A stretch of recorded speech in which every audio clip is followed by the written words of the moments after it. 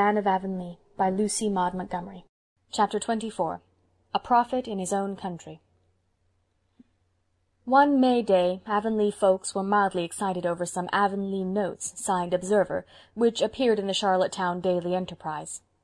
Gossip ascribed the authorship thereof to Charlie Sloane, partly because the said Charlie had indulged in similar literary flights in times past, and partly because one of the notes seemed to embody a sneer at Gilbert Blythe. Avonlea juvenile society persisted in regarding Gilbert Blythe and Charlie Sloane as rivals in the good graces of a certain damsel with grey eyes and an imagination. Gossip, as usual, was wrong. Gilbert Blythe, aided and abetted by Anne, had written the notes, putting in the one about himself as a blind.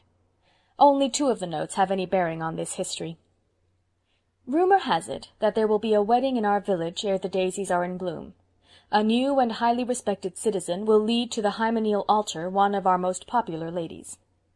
Uncle Abe, our well-known weather prophet, predicts a violent storm of thunder and lightning for the evening of the 23rd of May, beginning at 7 o'clock sharp. The area of the storm will extend over the greater part of the province. People travelling that evening will do well to take umbrellas and mackintoshes with them. "Uncle Abe really has predicted a storm for some time this spring," said Gilbert, "but do you suppose Mr. Harrison really does go to see Isabella Andrews?" "No," said Anne, laughing.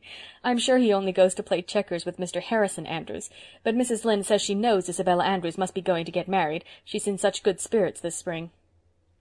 Poor old Uncle Abe felt rather indignant over the notes. He suspected that Observer was making fun of him. He angrily denied having assigned any particular date for his storm, but nobody believed him. Life in Avonlea continued on the smooth and even tenor of its way. The planting was put in, the improvers celebrated an Arbor Day, each improver set out, or caused to be set out, 5 ornamental trees. As the society now numbered 40 members, this meant a total of 200 young trees. Early oats greened over the red fields.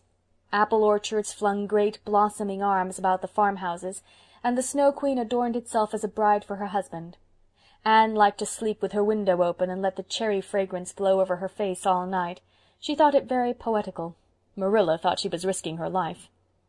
"Thanksgiving should be celebrated in the spring," said Anne one evening to Marilla, as they sat on the front doorsteps and listened to the silver-sweet chorus of the frogs.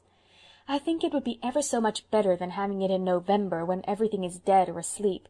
Then you have to remember to be thankful. But in May one simply can't help being thankful. That they are alive, if for nothing else. I feel exactly as Eve must have felt in the Garden of Eden before the trouble began. Is that grass in the hollow green or golden? It seems to me, Marilla, that a pearl of a day like this, when the blossoms are out and the winds don't know where to blow from next for sheer crazy delight, must be pretty near as good as heaven."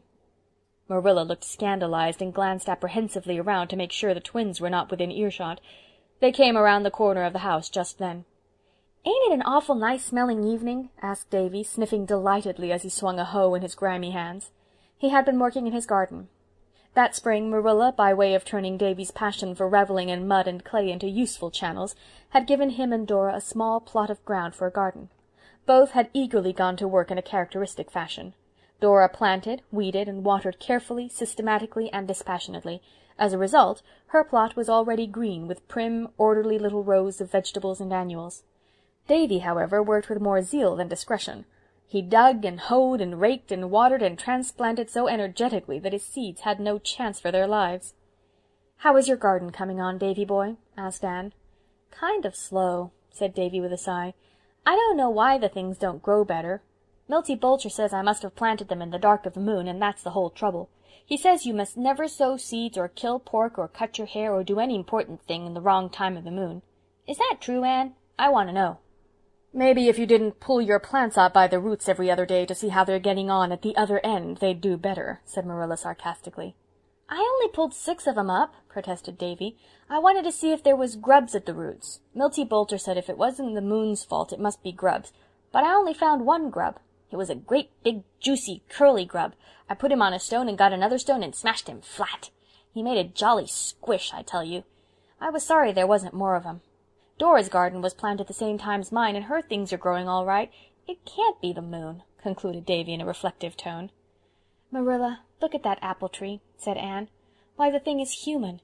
It's reaching out long arms to pick its own pink skirts daintily up and provoke us to admiration." "Those yellow Duchess trees always bear well," said Marilla complacently. "That tree'll be loaded this year. I'm real glad. They're great for pies." But neither Marilla nor Anne nor anybody else was fated to make pies out of yellow Duchess apples that year. The 23rd of May came, an unseasonably warm day, as none realized more keenly than Anne and her little beehive of pupils, sweltering over fractions and syntax in the Avonlea schoolroom. A hot breeze blew all the forenoon, but after noon hour it died away into a heavy stillness. At 3:30 Anne heard a low rumble of thunder. She promptly dismissed school at once, so that the children might get home before the storm came. As they went out to the playground, Anne perceived a certain shadow and gloom over the world in spite of the fact that the sun was still shining brightly. Annetta Bell caught her hand nervously. "Oh, teacher, look at that awful cloud!" Anne looked and gave an exclamation of dismay. In the northwest a mass of cloud, such as she had never in all her life beheld before, was rapidly rolling up. It was dead black, save where its curled and fringed edges showed a ghastly, livid white. There was something about it indescribably menacing as it gloomed up in the clear blue sky. Now and again a bolt of lightning shot across it, followed by a savage growl. It hung so low that it almost seemed to be touching the tops of the wooded hills. Mr. Harmon Andrews came clattering up the hill in his truck wagon, urging his team of grays to their utmost speed. He pulled them to a halt opposite the school. "Guess Uncle Abe's hit it for once in his life, Anne," he shouted. "His storm's coming a leetle ahead of time. Did you ever see the like of that cloud? Here, all you young ones that are going my way, pile in, and those that ain't, scoot for the post office if you've got more'n a quarter of a mile to go, and stay there till the shower's over." Anne caught Davy and Dora by the hands and flew down the hill, along the birch path, and past Violet Vale and Willowmere as fast as the twins' fat legs could go. They reached Green Gables not a moment too soon, and were joined at the door by Marilla, who had been hustling her ducks and chickens under shelter. As they dashed into the kitchen, the light seemed to vanish, as if blown out by some mighty breath. The awful cloud rolled over the sun, and a darkness as of late twilight fell across the world. At the same moment, with a crash of thunder and a blinding glare of lightning, the hail swooped down and blotted the landscape out in one white fury. Through all the clamor of the storm came the thud of torn branches striking the house, and the sharp crack of breaking glass. In 3 minutes every pane in the west and north windows was broken, and the hail poured in through the apertures covering the floor with stones, the smallest of which was as big as a hen's egg.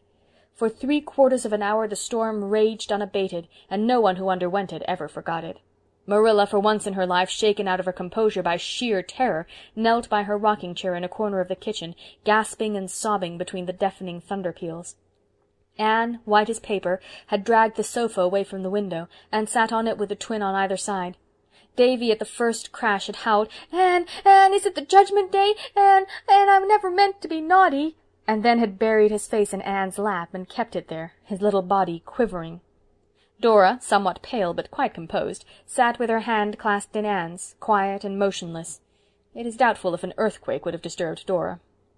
Then, almost as suddenly as it began, the storm ceased. The hail stopped, the thunder rolled and muttered away to the eastward, and the sun burst out, merry and radiant, over a world so changed that it seemed an absurd thing to think that a scant 3/4 of an hour could have effected such a transformation. Marilla rose from her knees, weak and trembling, and dropped on her rocker. Her face was haggard, and she looked 10 years older. "Have we all come out of that alive?" she asked solemnly. "You bet we have," piped Davy cheerfully, quite his own man again. "I wasn't a bit scared either, only just at the first. It come on a fellow so sudden.